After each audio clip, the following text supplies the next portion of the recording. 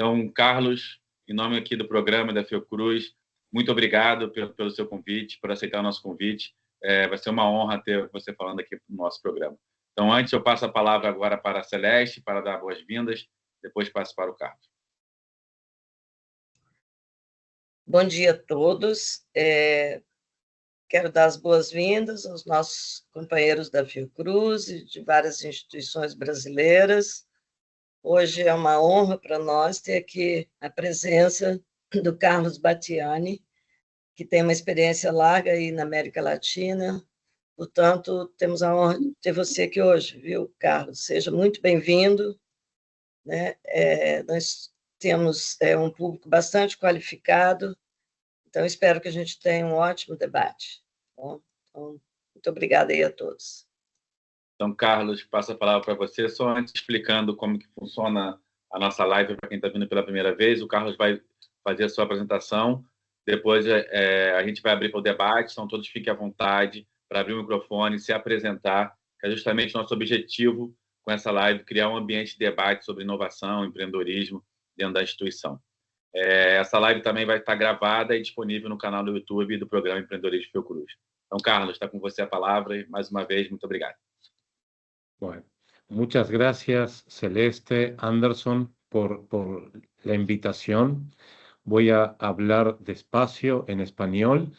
Por favor, interrumpen si no comprenden o si prefieren que cambie a inglés. Sin problema, me pueden interrumpir en cualquier momento. Voy a compartir pantalla, a ver si sale bien.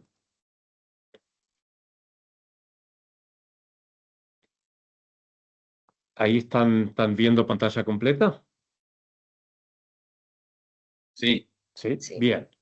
Entonces, hoy quiero discutir con ustedes, conversar sobre por qué creo que los países de América Latina no hemos logrado alcanzar a los países más desarrollados, que originalmente son más antiguos que nosotros, pero incluso otros que hace 50 años estaban menos desarrollados que nosotros y de alguna manera han podido desarrollarse a velocidades más grandes y estar en mejor posición que nosotros hoy.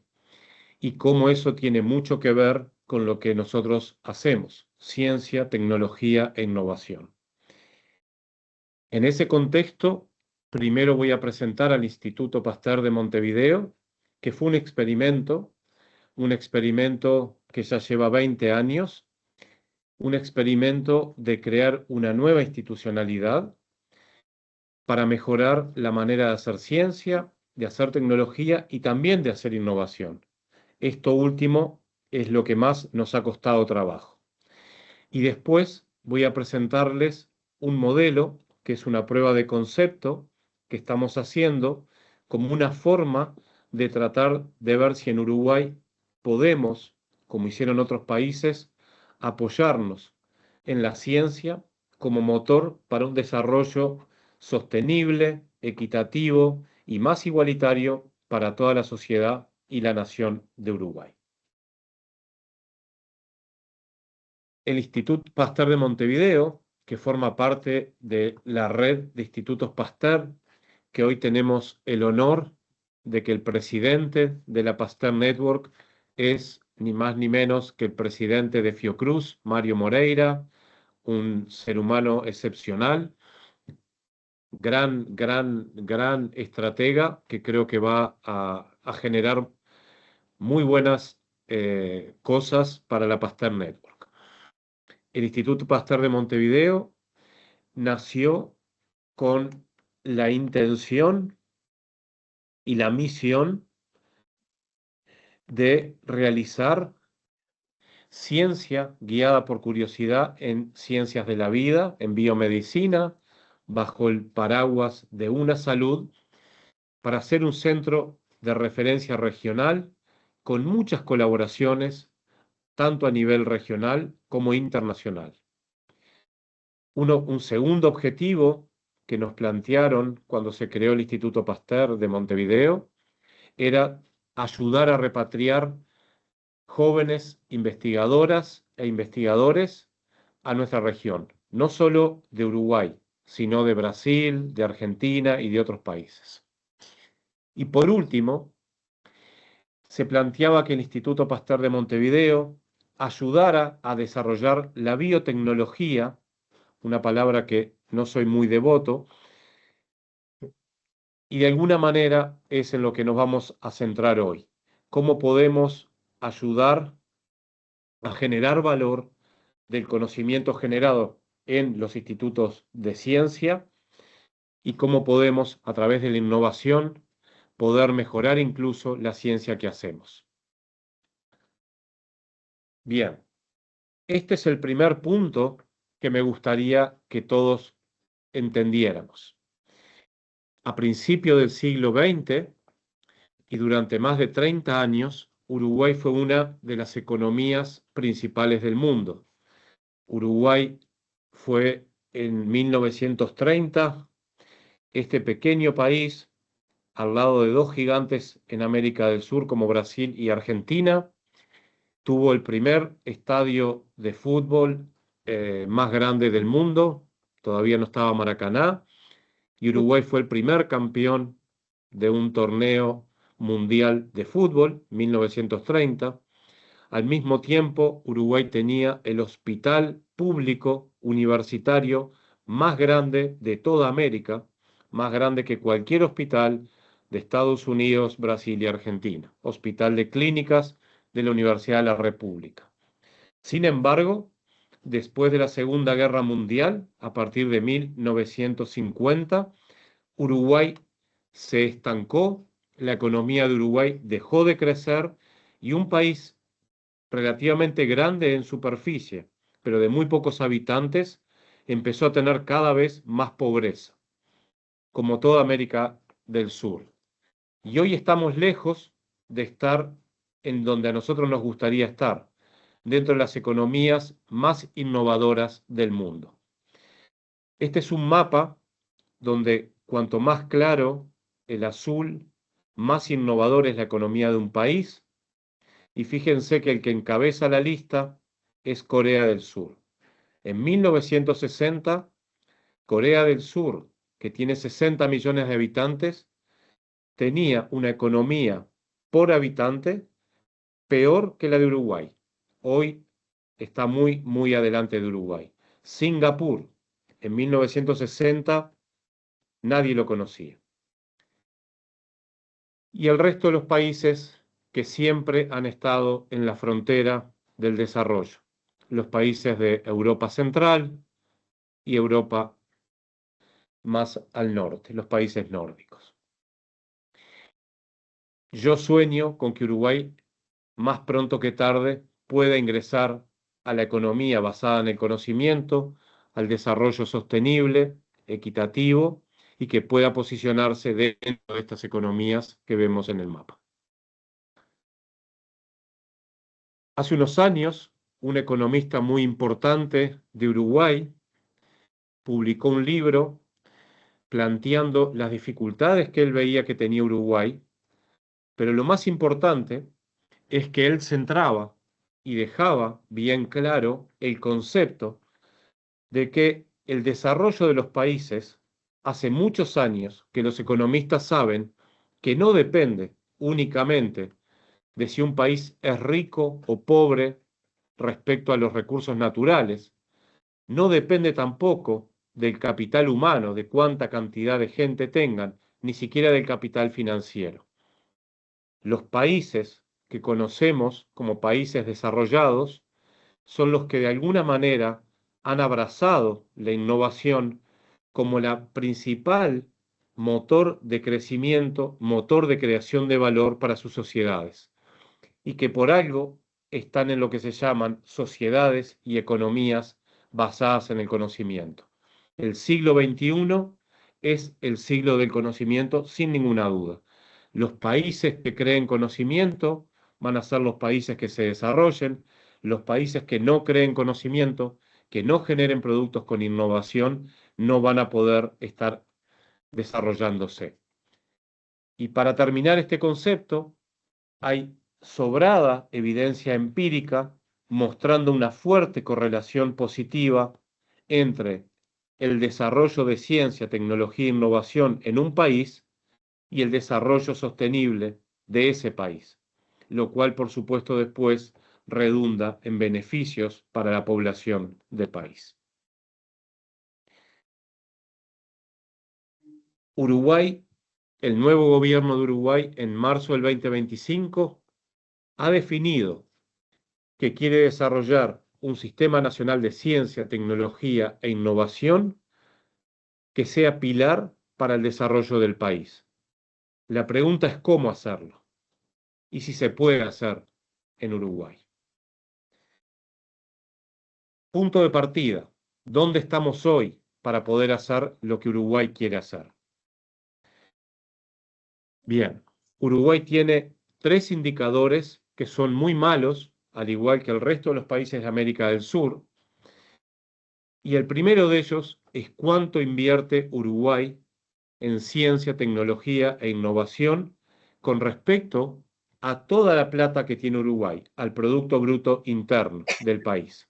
Esta gráfica está mostrando la inversión en investigación y desarrollo con respecto al Producto Bruto Interno de los países. Como pueden ver, los países que hoy mostrábamos, que tienen las economías más innovadoras y más saludables del mundo, invierten por arriba del 2% del Producto Bruto Interno. Los países de América del Sur, con Brasil a la cabeza, invertimos menos de lo necesario. Brasil está en el 1, Uruguay está en 0,7, Argentina en 0,5, Chile en 0,3. Este es un primer muy mal indicador como punto de partida. El segundo indicador que dificulta que Uruguay pueda lanzarse a una economía del conocimiento es la cantidad de investigadoras e investigadores que tiene Uruguay por millón de habitantes. Mientras que los países que hoy veíamos con economías pujantes tienen de 8.000 a 10.000 investigadoras e investigadores por cada millón de habitantes, Uruguay tiene 10 veces menos. ¿Precisaríamos estar acá? Estamos acá. Por último, prácticamente las empresas en Uruguay son muy poco innovadoras y de hecho vienen disminuyendo su capacidad de innovar con el paso de los años. ¿Cuántas empresas del total en Uruguay innovan? El 15%, mientras que en los países que veíamos hoy estamos en más del 40%. En Europa, la mitad de las empresas que tienen buenas relaciones de ingresos versus egresos, la mitad de las empresas generan productos con innovación. En Uruguay, 1 de cada 7, 1 de cada 8 nada más. Y esto va de la mano con otro indicador, que es dónde trabajan las investigadoras y los investigadores en Uruguay y en el mundo. En Uruguay, solo 1 o 2 de cada 100 investigadores trabajan en el sector privado. Por eso las empresas en Uruguay no son innovadoras. El resto de los investigadores trabajamos en instituciones académicas, no en el sector privado. En el mundo desarrollado, en los países que veíamos de Europa, en Corea, en Singapur, el 80% de los investigadores trabajan en el sector privado. Hace 2 días salió una publicación en Nature mostrando que en China, en los últimos 10 años, se duplicó el número de PhDs en cualquier rama del conocimiento. Pero, sin embargo, las posiciones académicas en China están constantes, no están absorbiendo más investigadoras o investigadores.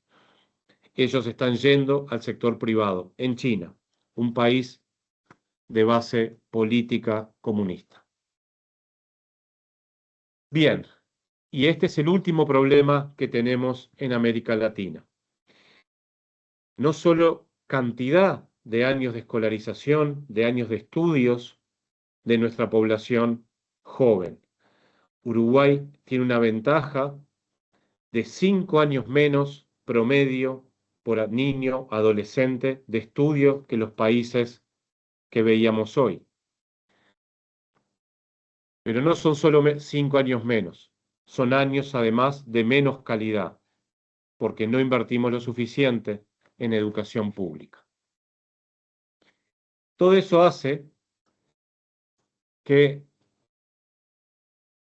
la posibilidad de que Uruguay pegue un salto con la ciencia como motor de desarrollo sostenible sea una utopía, pero una utopía que tenemos que alcanzar, porque si no, nos espera un futuro peor que el que tenemos. Y el objetivo del gobierno es lograr mayor crecimiento con mayor equidad. Esto fue presentado hace pocos meses en el plan de Uruguay Innova por parte de la Presidencia de la República.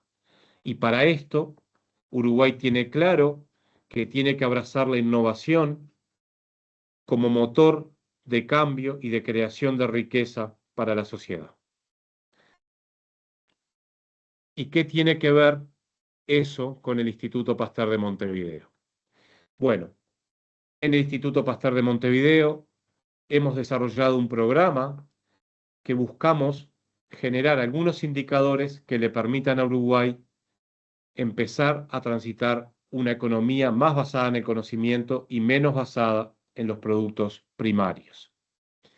Entonces, hoy yo les presentaba esta diapositiva con los objetivos de hace 20 años del Instituto Pasteur de Montevideo. Hoy, el mismo Instituto Pasteur de Montevideo se presenta con un nuevo objetivo disruptivo.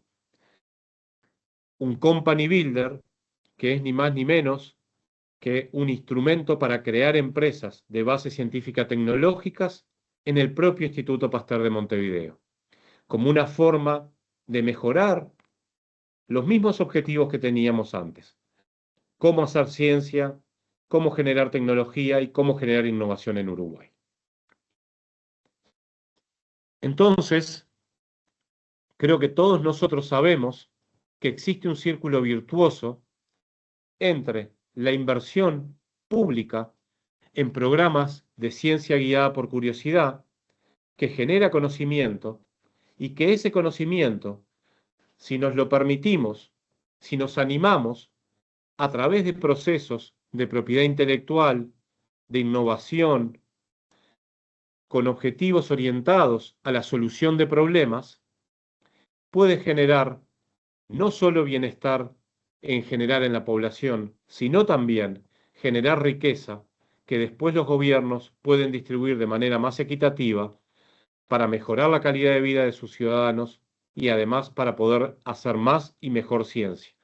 Y entonces tener un verdadero círculo virtuoso entre ciencia guiada por curiosidad, generación de conocimiento, valorización de conocimiento e innovación.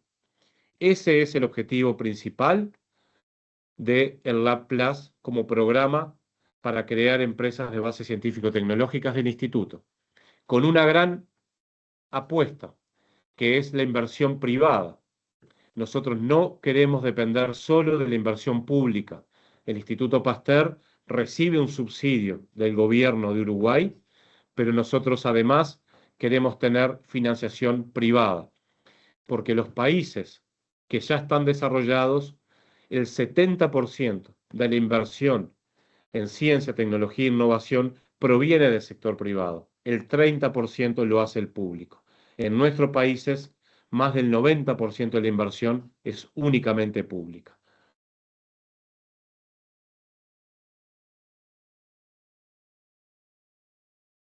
Perdón que no puedo avanzar. Ahí.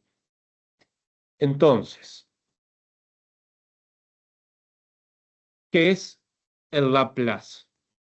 El Lab Plus, como les dije, es un espacio para crear empresas de base científico-tecnológicas en ciencias de la vida. ¿Pero haciendo qué?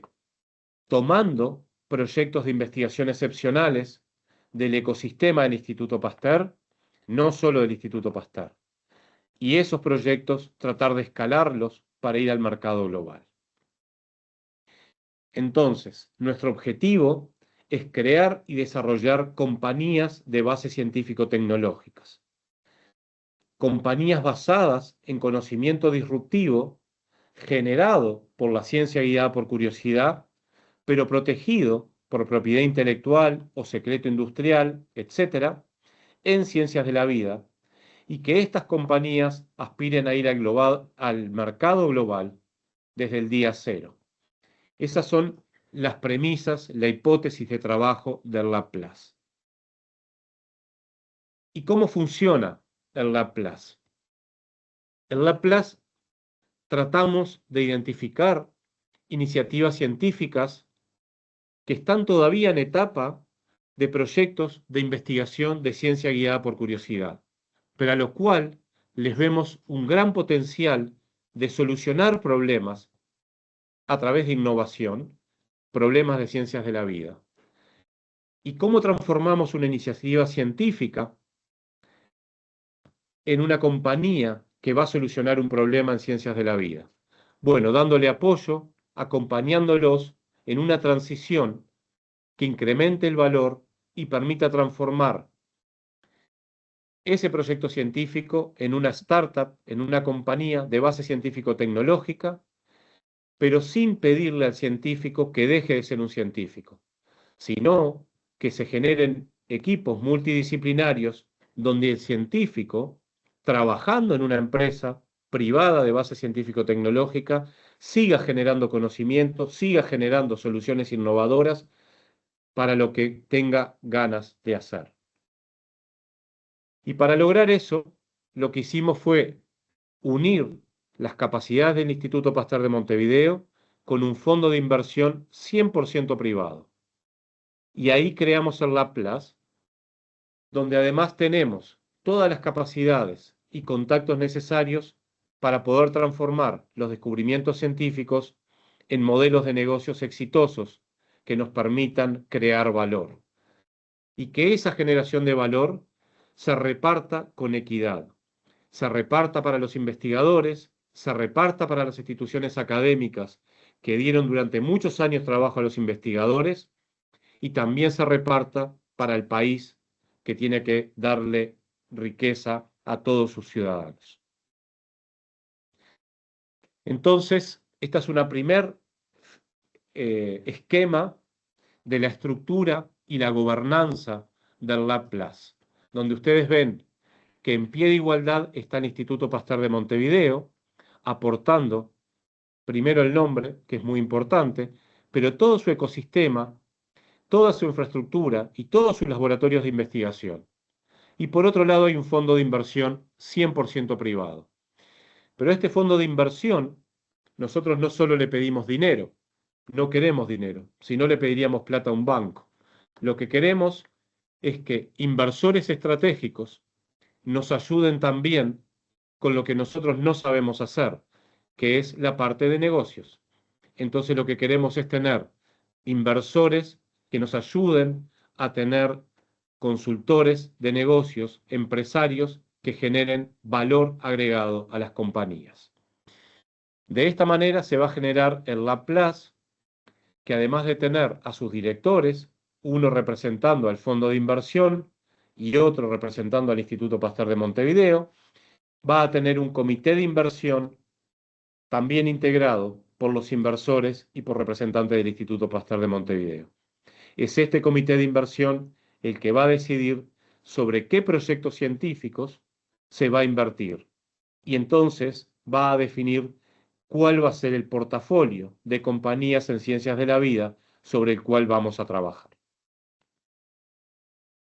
Este modelo surge de un modelo muy conocido en Harvard, en el MIT, donde ellos vieron que una forma de disminuir el riesgo de todo este proyecto, que es de alto riesgo para los inversores, es no empezar incubando startups ya creadas, como se hacía antes en las incubaciones de empresa, sino recorrer el proceso desde años antes.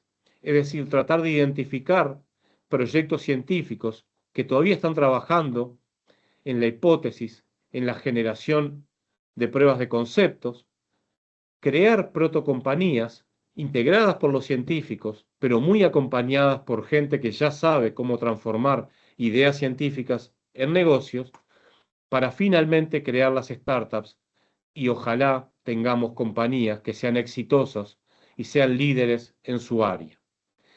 ¿Y qué proyectos seleccionamos nosotros? ¿Solo proyectos del Instituto Pasteur de Montevideo? No. Nosotros hacemos llamados internacionales para que se puedan presentar de todas partes del mundo, de cualquier país, y seleccionamos las mejores propuestas que llegan a la mesa. En el último llamado que hicimos el año pasado, se presentaron 52 propuestas de 9 países diferentes. Una sola de las seleccionadas es del Instituto Pasteur de Montevideo. Otra proviene del Instituto Pasteur de Dakar, otra proviene de Fiocruz y 2 provienen de Argentina. De esas 52 propuestas que estaban en esta etapa o un poquito más acá, nos quedamos con 5 que representan a Argentina, a Brasil, a Uruguay y al Instituto Pasteur de Dakar. Bien, y acá es donde empezamos a generar conflictos de interés y a resolverlos. ¿Por qué?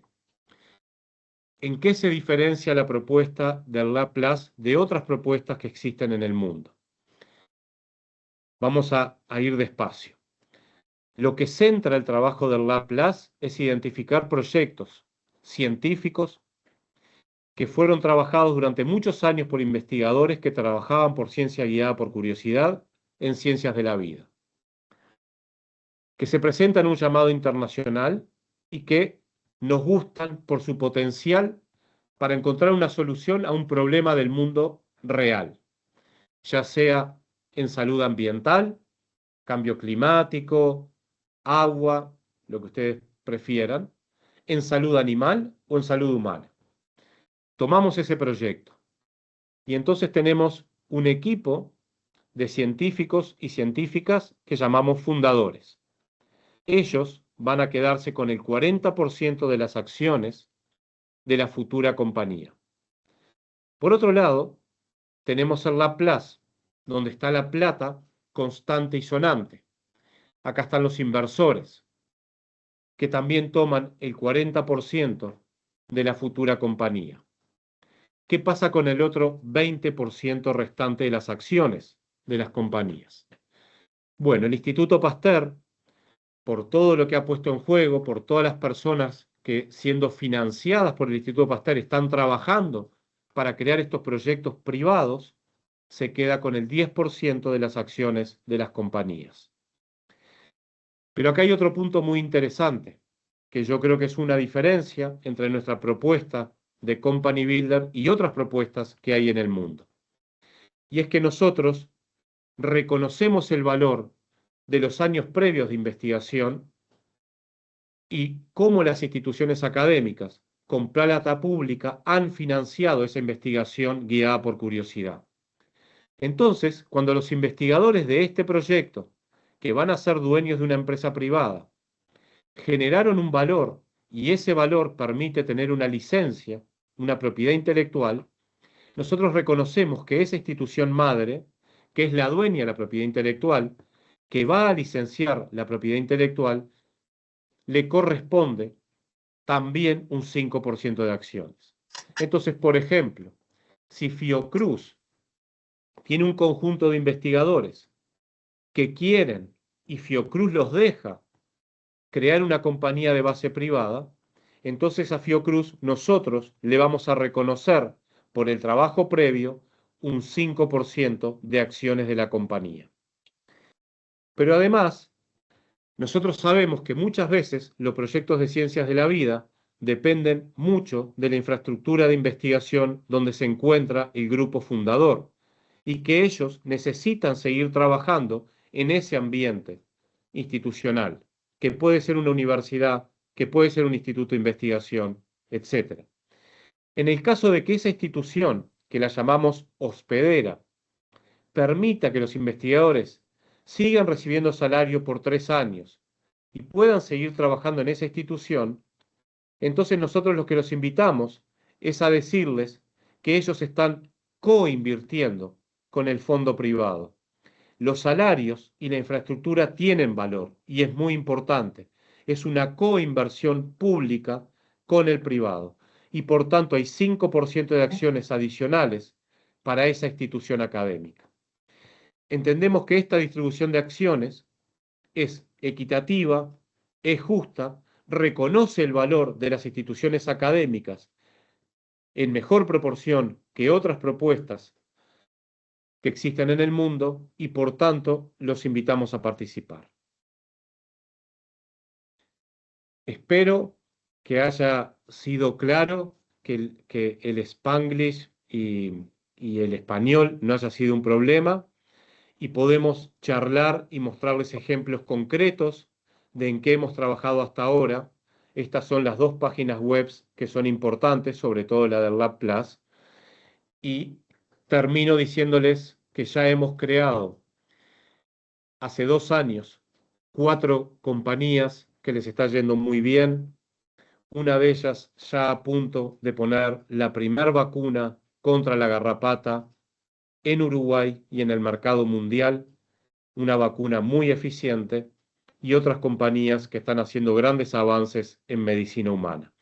Y estamos a punto de invertir en 5 compañías adicionales, esperando el año que viene poder terminar de consolidar el portafolio de compañías del Lab Plus, que es de 14 compañías, para esperar 6 años más a ver cómo nos va y poder decirle a Uruguay si este es un camino para ingresar en la economía del conocimiento y que las instituciones académicas podamos hacer más y mejor ciencia, pero también devolverle al país todo lo que el país nos da.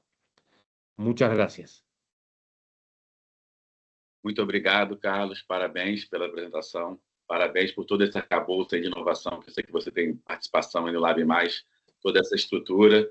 A gente vai ver que a América Latina vai colher esses frutos em breve. E tem muita sinergia também com a estrutura do programa de empreendedorismo que a gente vem estruturando, que foi a partir justamente do modelo do Instituto Pasteur da França, que a gente se baseou realmente em investir antes das spin-offs serem criadas, das empresas privadas serem criadas. Então, isso é muito interessante e a gente tem muito a aprender com vocês. Então, a gente abre agora para perguntas. Peço quem for perguntar, abra o microfone, abra a câmera, se identifique e faça a pergunta diretamente para o Carlos. Então, está com vocês a palavra.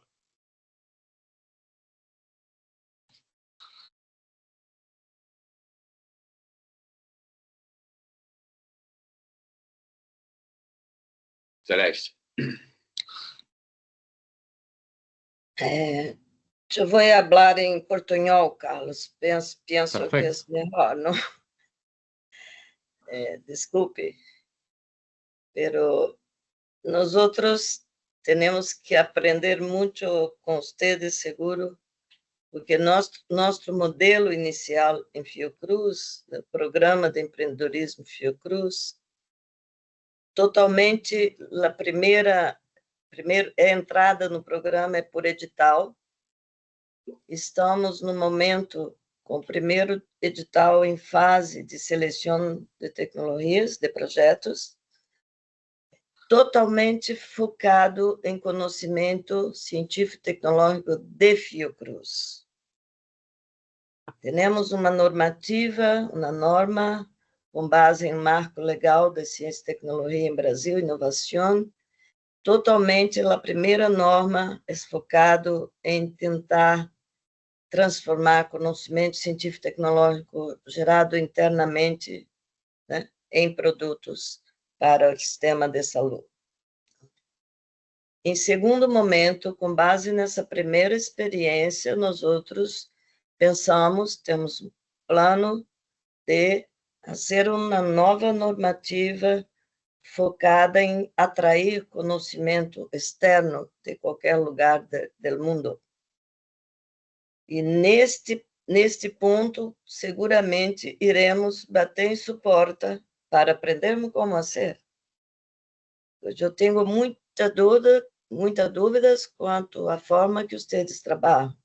Por exemplo, a primeira pergunta é: vocês buscam conhecimento em toda parte do mundo? Como fazem isso? Como selecionam ao final? Sí, es muy interesante. Primero, creo que Fiocruz ha sido un ejemplo de transformar productos científicos en soluciones en medicina que nosotros admiramos mucho y queremos copiarlo.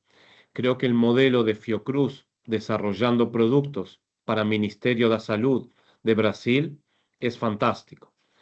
Más creo que hoy los países precisamos también mucha inversión para poder desarrollarnos, inversión, dinero que no tenemos y que esa inversión puede provenir de otros países y que lo importante es que la inversión traccione tecnología y traccione actividades de ciencia, de tecnología y de innovación. Entonces, ¿cómo hacemos nosotros como Instituto Pasteur?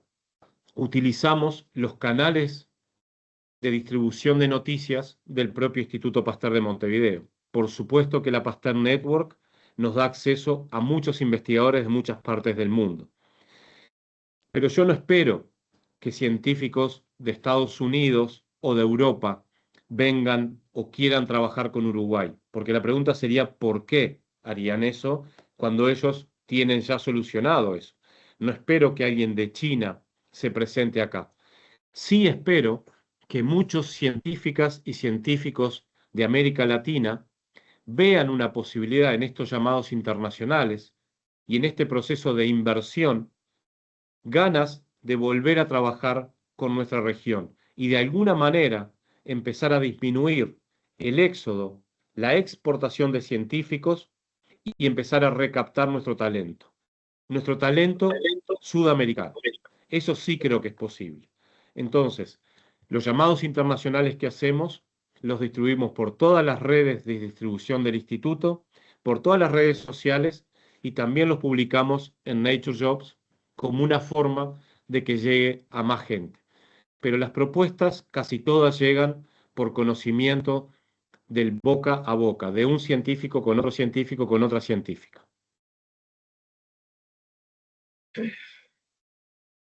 Graças. Obrigado, Carlos. Agora a gente passa a palavra para Camila Cardoso. Camila, peço que você abra a câmera, se identifique. Hola, Carlos. No hablo español también, pero puedo intentarlo. Me llamo Camila y trabajo en Núcleo de Innovación Tecnológica en Instituto Oswaldo Cruz. Muchas gracias por la palestra. Y sobre atraer el capital privado, ¿cuál es su estrategia? Y otra cosa, Bueno. sobre los 5% que va a la institución madre, que se dice, esta negociación estaría incluso la tasa de licenciamiento o son dos cosas diferentes. La tasa de licenciamiento, las cosas van a ocurrir como deben. Aparte de eso, también a haber los 5% de las Exacto. acciones. Sí. Exacto. Gracias. Sí, dos partes de la pregunta. Eh, La primera parte, inversión privada, ¿cómo lo logramos? Ese fue un trabajo de confianza, de generar confianza, donde el nombre Instituto Pasteur fue importante. Segundo, el trabajo realizado durante la pandemia fue muy importante porque le mostró, al igual que Fiocruz en Brasil, Instituto Pasteur de Montevideo tuvo un rol muy importante en la pandemia en Uruguay. Los kits diagnósticos que tuvo Uruguay fueron desarrollados en el Instituto Pasteur de Montevideo a partir del descubrimiento del Centro Pasteur en la Universidad de Hong Kong. Eso le permitió ver a muchos inversores privados de Uruguay que era posible y viable creer que los científicos uruguayos, además de hacer buenos papers, buenas publicaciones, podíamos generar soluciones a problemas reales. Y muy orgullosos les cuento que durante la pandemia Nosotros como Instituto Pasteur, en una crisis sanitaria, le dimos a Uruguay productos de primera calidad, mucho más baratos que el sector privado. Por tanto, esa sensibilidad que hay que tener con respecto al capital, nosotros la tenemos y la cuidamos. Pero entendemos que todos nosotros tenemos buenos trabajos que vienen de gente muy pobre, que paga sus impuestos. Y entonces también tenemos una obligación de devolverle a la sociedad parte de lo que la sociedad nos ha dado. En ese sentido, ingreso a la segunda parte de la pregunta. Nosotros a la institución académica, a la institución madre, le ofrecemos, además del licenciamiento que se hace para cada patente, 5% de las acciones de la empresa. Es además, justamente porque creemos que las instituciones de América del Sur hemos negociado muy mal durante mucho tiempo nuestras patentes.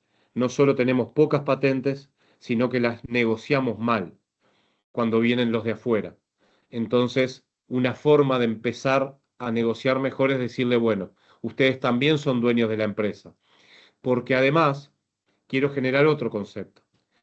Cuando nosotros a un investigador que tiene el gusto de encontrarse con un descubrimiento que puede solucionar un problema como fue la pandemia, un kit diagnóstico.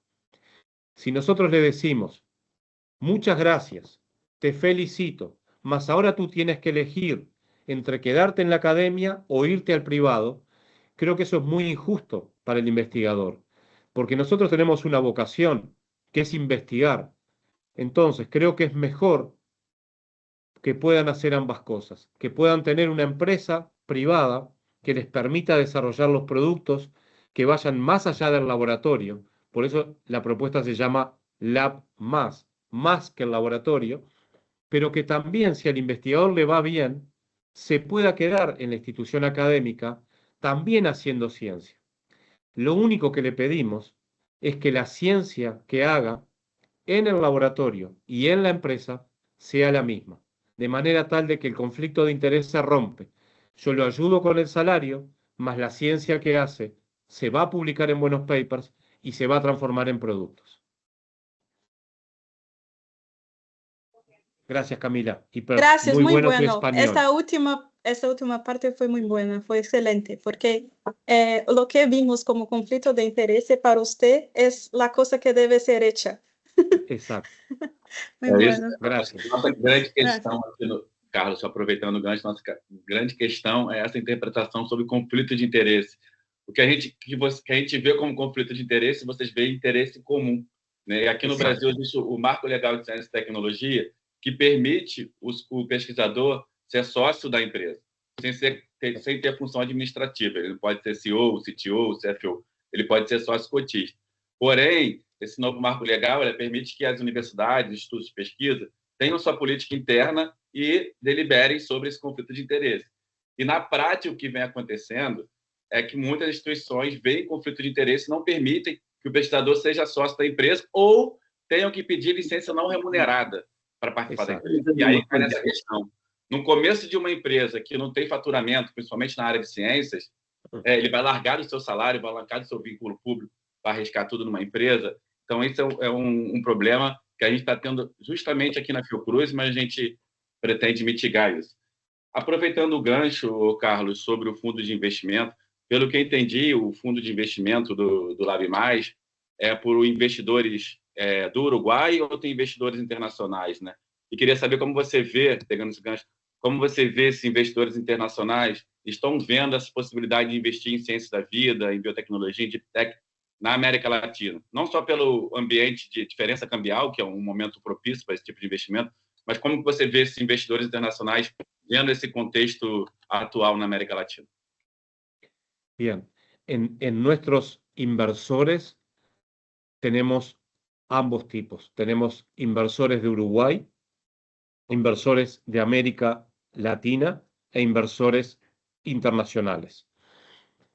Al principio, fue un pacto casi que de confianza, entonces fueron muy importantes los inversores que estaban viviendo en Uruguay, aunque fueran de otras nacionalidades. Hoy estamos empezando a ver que a través de los primeros éxitos de las compañías tenemos la posibilidad que fondos familiares de familias europeas o fondos de fondos internacionales empiecen a mirar en Uruguay la inversión. ¿Por qué? Y acá viene una segunda parte de por qué creo que cuando estamos desarrollando un ecosistema nuevo de innovación, necesitamos tener políticas que sean por incentivos y no por penalización.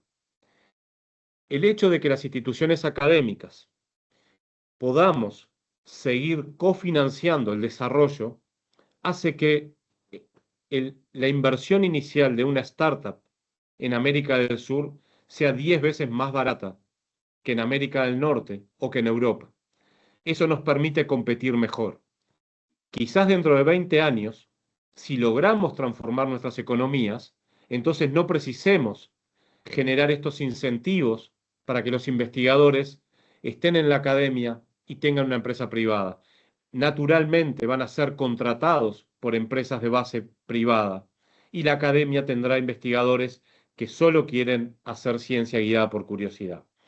Nosotros hoy estamos impulsando que cada uno pueda seguir su vocación. Si su vocación es hacer ciencia guiada por curiosidad, queremos tener más dinero para que haga mejor ciencia guiada por curiosidad.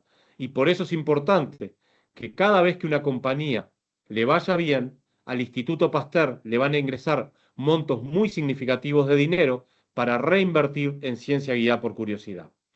Por otro lado, si después de un periodo, 3, 4, 5 años, un investigador siente que está más cómodo, más feliz en el sector privado, perfectamente se puede ir. Pero yo no lo quiero tener que echar, no quiero penalizarlo, lo quiero incentivar. Entonces, creo que en esta etapa de generar el ecosistema virtuoso entre academia y generación de valor, precisamos tener un sector todavía mixto de empresas público-privadas trabajando colaborativamente como hizo Corea. Esto no es un invento del Instituto Pasteur de Montevideo. El modelo coreano se basa mucho en la interacción público-privada y adentro de la Universidad de Corea hay empresas privadas. Perfeito, perfeito. Mais alguma pergunta? Alguém?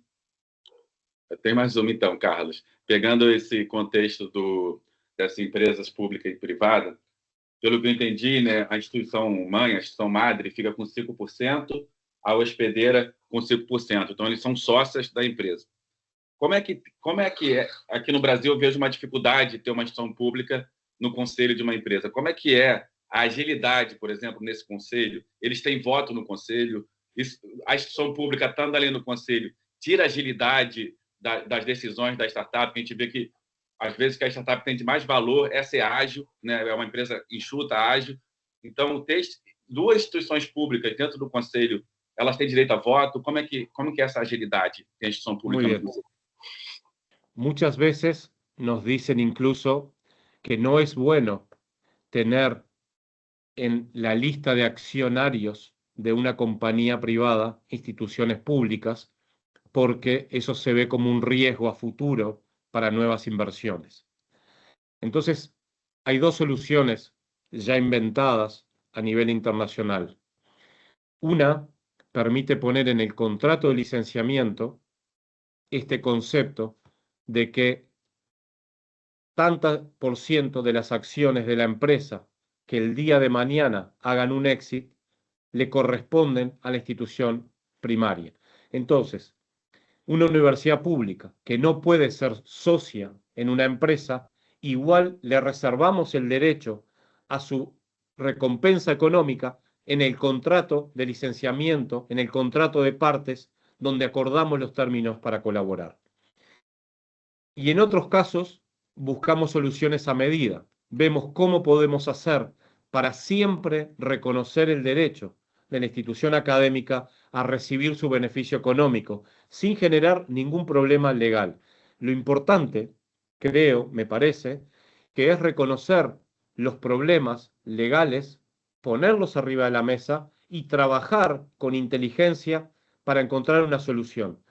No pueden yo me niego a que problemas legales o administrativos nos impidan recorrer el camino estratégico que nos trazamos. Tenemos que encontrar soluciones. Bacana. Aqui no Brasil, a gente tem caso de sucesso muito interessante, que é do FMG, que foi feito pela Juliana Crepaldi, que já participou aqui de uma live nossa, que se chama Usufruto de Ações, né? A UFMG, ela tem direito a uma porcentagem de equity da empresa, mas não tem voto no conselho. Então, quando tem uma saída ou faturamento, aquele 5% vai para a empresa, e aí a empresa não tem um Estado atrás, né, com todo o peso. Eso. Hay un caso a nivel internacional que a mí me pareció muy inspirador, que fue cuando Lufthansa empezó a tener problemas hace pocos años y el gobierno alemán de Angela Merkel decidió apoyar a la empresa. Y lo hizo con 3 premisas.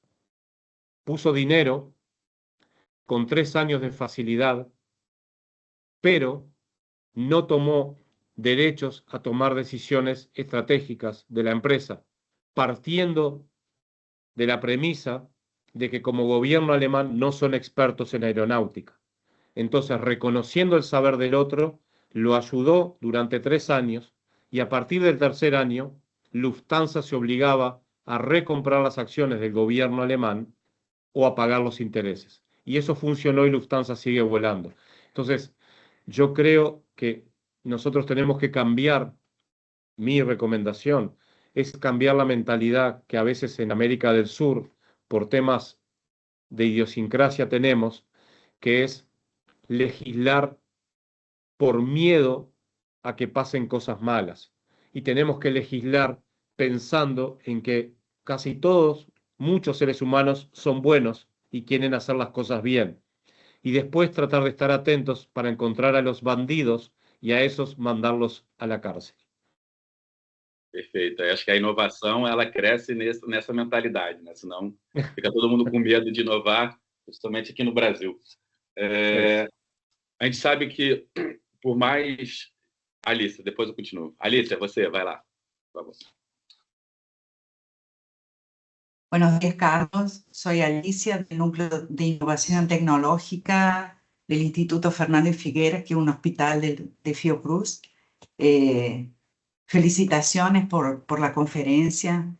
Me gustaría saber, todo dentro del tema de conflicto de intereses, y ¿ustedes ya tuvieron algún caso de negociación con entre Pasteur y la institución de la vacuna de la garrapata? Algo que nos pueda decir cómo fueron esas negociaciones, porque así, privado es privado, público es público, se ve como el agua y el aceite, y es muy difícil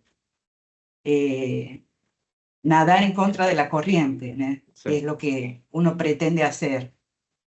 Gracias, Alicia, por excelente pregunta. Nosotros hace 10 años que empezamos a pensar en este proyecto y lo fuimos mejorando por aproximaciones sucesivas y a partir de los problemas que partían. En Uruguay, el 75% de los pesquisadores son de la Universidad de la República, que es pública, y que los pesquisadores no pueden tener acciones ni ser socios de una empresa privada. Por tanto, hace muchos años, yo mismo, como investigador de la Universidad de la República, tuve que negociar para que la Universidad de la República permitiera modificar los estatutos que fueron escritos hace más de 60 años que no permitían hacer lo que estamos haciendo. Y por suerte, de alguna manera, entender que la Universidad de la República no tiene como objetivo crear empresas privadas, pero que por otro lado no puede dejar de participar del nuevo ecosistema mundial, hizo que el tener acciones para estimular de alguna manera y que se vea que no queríamos robar conocimiento, sino que queríamos generar valor sobre el conocimiento, creo que todo eso ayudó a que hoy, incluso en la Universidad de la República, se permita a los investigadores trabajar en estas compañías. Lo que no pueden hacer los pesquisadores de la Universidad de la República es recibir salarios de la empresa privada, porque ellos tienen un cargo que es de dedicación exclusiva. Pero sí les permiten investigar en el laboratorio para la compañía. ¿Por qué? Porque, como yo decía hoy, al decir que la línea de investigación del investigador tiene que ser la misma en el laboratorio que en la startup, entonces yo no preciso control de horarios.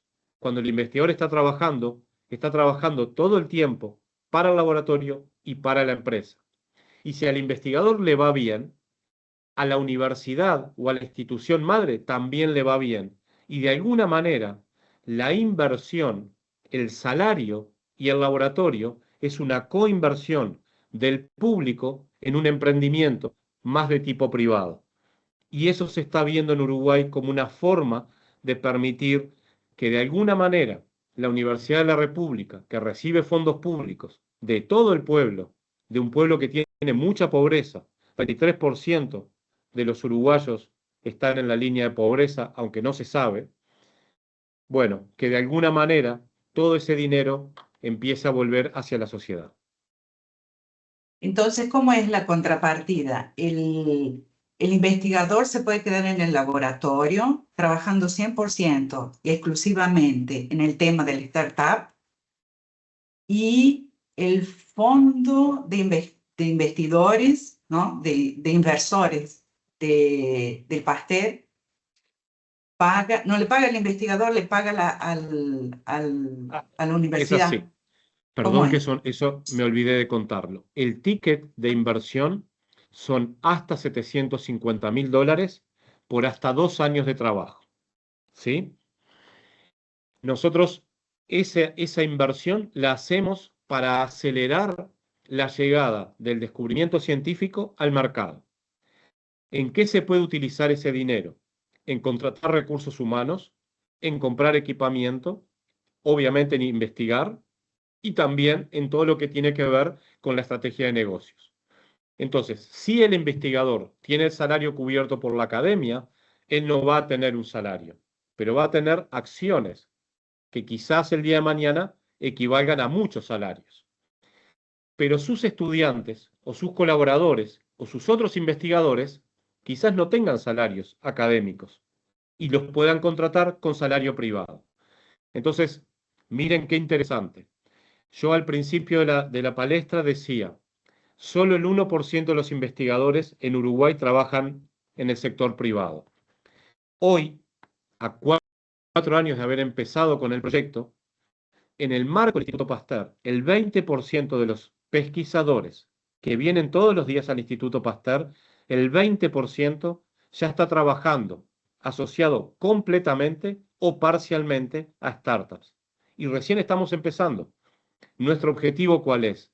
Que el día de mañana estas compañías privadas generen trabajo de calidad para los investigadores de Uruguay y de la región, y que no se tengan que ir los uruguayos, los argentinos, los brasileros a Estados Unidos o a Europa a desarrollar su talento, que lo desarrollen en nuestro continente.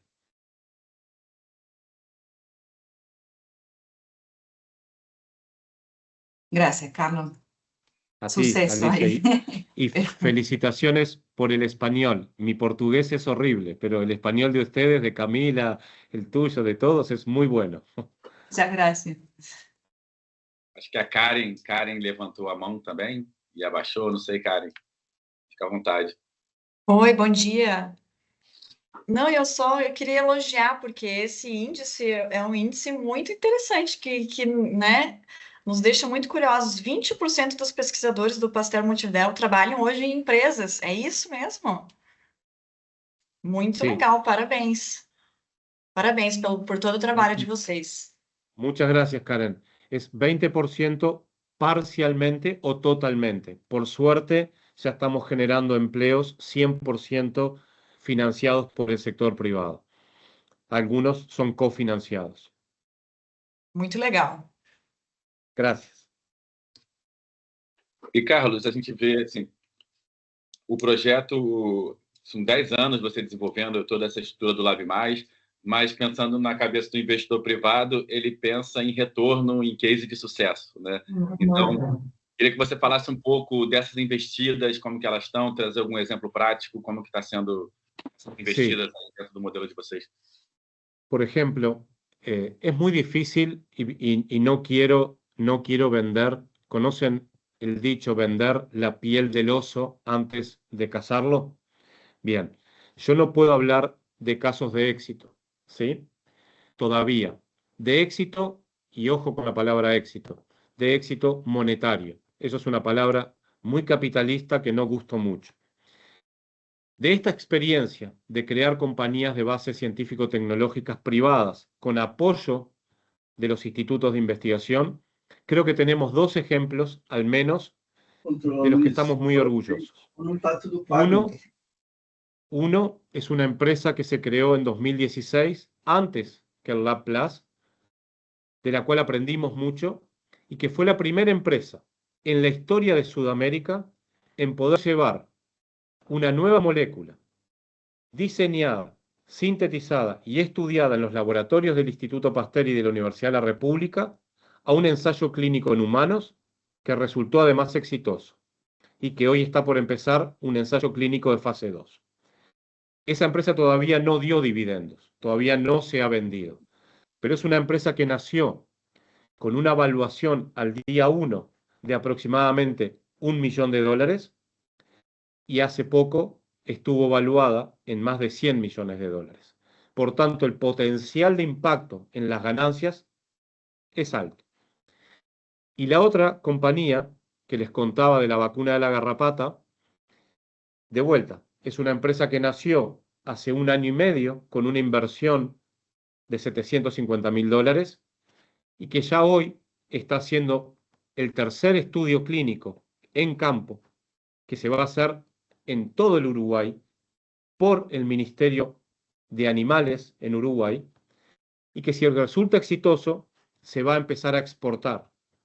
Bueno, las ganancias proyectadas de esa empresa realmente es un negocio muy grande. El principal interesado debería ser Brasil, que tiene un problema de garrapata bovino gigantesco, igual que Uruguay, igual que Argentina, igual que Australia. Entonces, hoy no puedo decir que tengamos casos de éxito comercial. Sí puedo decir que en la pandemia el Instituto Pasteur de Montevideo le ahorró más de $20 millones al gobierno uruguayo. $20 millones son 5 años de presupuesto estatal del instituto. Ustedes como Fiocruz le ahorraron a Brasil mucho más. Y después, si encontramos una solución a la garrapata bovina, el gobierno uruguayo y los productores uruguayos se ahorran al menos $100 millones por año. Entonces, la magnitud de los problemas en ciencias de la vida son gigantes y tenemos mucho para trabajar. Perfeito, muito bonito, Carlos. Parabéns. Mais perguntas? Celeste, mais alguma pergunta? Alguém? Mais alguma pergunta? Vamos aproveitar o Carlos. Temos mais alguns minutos. Quiero hacer un comentario.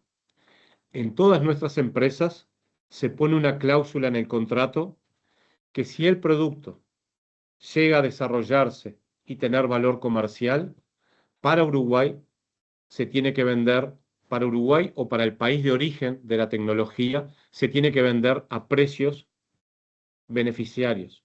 Por ejemplo, la vacuna de la garrapata no va a tener ganancias la empresa en Uruguay, ¿sí? Se va a dar casi que a precio de producción. Y eso es muy importante. Esa es la sensibilidad que tiene el LabPlus con respecto a los temas de la economía global, de la economía real, no capitalista. Sim. Muito obrigado, Carlos. Então, acho que a gente não tem mais perguntas. Aqui eu queria agradecer muito e parabenizar pelo todo esse modelo que você vem construindo. A gente que tem uma sinergia muito grande com o programa de empreendedorismo. Como eu falei, foi baseado no programa de empreendedorismo do Instituto Pasteur da França.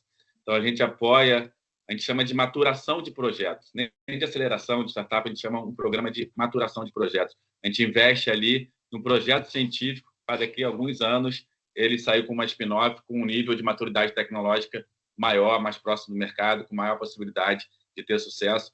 Então, acho que dentro dessa esteira de inovação, as spin-offs que saem do programa têm uma sinergia com o Instituto Pasteur Montevidéu, com o Lab+, de se enquadrarem nas próximas chamadas de investimento, ou seja, a gente tem muita coisa em comum no futuro. Então, quando a gente chama alguém para a live, é só um primeiro contato para depois a gente aprofundar toda a nossa sinergia. Celeste, passo para você as palavras. Eu seguramente temos muito a falar pela frente, para adelante. Muitas dúvidas minhas e eu não consigo explorar devido a uma situação muito particular em minha casa, em momento. Não, mas seguramente iremos conversar muito, Carlos. Espero ter, como o Anderson ha dito, uma conversa daqui para frente de uma forma mais recorrente. Tenho várias dúvidas a tirar com vocês, em relação, inclusive, quanto ao papel da rede do Instituto Pasteur na ajuda para captar os casos que vocês têm, não? E muitas outras. É isto. Agradecer muito sua fala, muito buena, muito provocativa. Para nós outros, temos que aprender muito com vocês quando começarmos a trabalhar conhecimento externo de Fiocruz, né? Em momento, nosso programa, uma situação muito particular, um modelo muito particular de trabalhar no conhecimento interno, com um esforço muito grande para transformar conhecimento científico e tecnológico em produtos e serviços para o sistema de saúde, né?